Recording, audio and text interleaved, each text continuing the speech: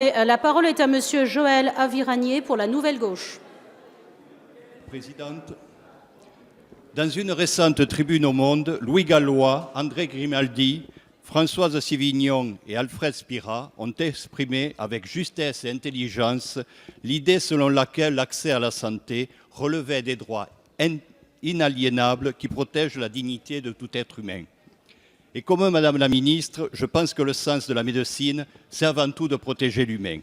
Or, avec ce projet de loi, le gouvernement, sans doute obnubilé par la théorie du ruissellement, remet en cause l'accès aux soins des classes moyennes et de nos concitoyens les plus précaires. En effet, vous supprimez le tiers payant généralisé alors qu'il s'agit d'une grande avancée sociale et que nous sommes le seul pays de l'Union européenne, avec la Belgique et le Luxembourg, à ne pas encore l'appliquer.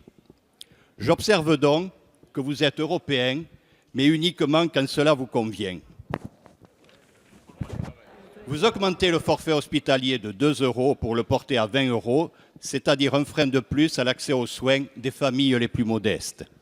Vous augmentez la CSG pour les retraités et les fonctionnaires sans leur offrir de compensation adéquate.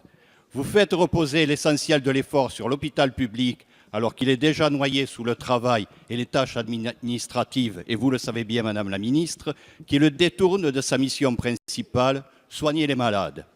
Votre projet de loi ne comporte rien concernant les promesses du Président de la République au sujet du remboursement des lunettes, prothèses auditives et prothèses dentaires.